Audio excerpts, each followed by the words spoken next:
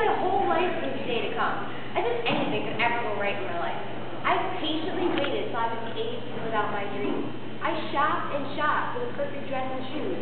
My hair was model quality, and my dresses to die for. A little girl's dream was about to become a young lady's reality. I gave up whatever it took to get to this point. I had everything right where I wanted it. It was ready for the most extraordinary moment of my life.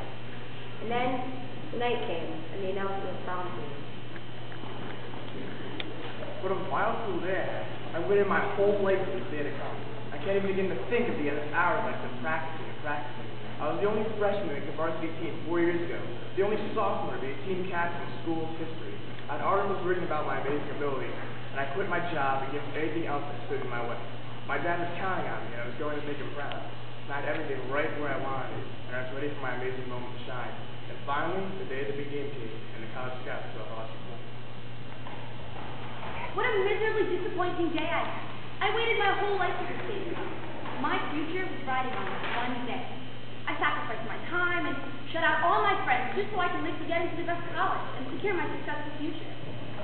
I studied and I studied, spent nights, weekends, and every free moment I had just so I could prove to everybody that I was the smartest and that I was going to lead an extraordinary future. I had everything right where I wanted it, and I was ready for my moment of glory. Then, the day finally came where I could call my school and find out my SAT. What an amazingly awesome, remarkable day I've had. I've waited my whole life for this day to come. Words can even begin to express how truly good God is. Sometimes when we pray and have faith in what we pray for, it's still unreal when God comes through in the flesh. I prayed and I prayed. God has everything right where He wanted it, and I was ready to see His glory. Then, finally the day came, and my dad came to church. And that's when it happened.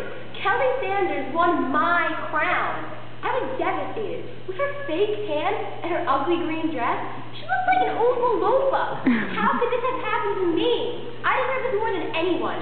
My whole world was about getting that crown. And that's where it happened. I twisted my leg and tore a ligament. I was in shock. I had to spend the entire night in the emergency room. All I could think about was the amount of time I spent on my future as becoming an athlete. Who knows what I've missed out on? My entire world was about getting that scholarship. And that's when it happened. A 1200. A 1200. You must be joking, I said. Check the name. Check the score. But still, 1200 was the only word coming through that point. My brain raced with all the names of universities I was never going to be able to attend. How was I supposed to have the successful future I've always dreamed of? Was all the stress and torture worth wasting my entire life on? My whole world was about getting that perfect score. And that's when it happened. The most extraordinary thing. My dad received Jesus Christ as Lord and personal Savior. I was supplying myself plenty of time.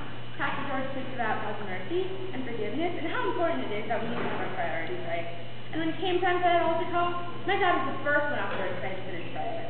I'm so glad God comes first in my life. And now He'll come first in my dad's life too. My whole world is about God's will. I shopped and I shopped. I practiced and I practiced. I studied and I studied. I prayed and I prayed. Too often, what we think we want most is not really part of God's will. Too often, it takes our entire world to go crashing down for us to nearly lose everything to realize what's most important in life. Too often, we are so willing to spend our entire lives pursuing so-called amazing dreams that have absolutely no effect on our ability to God.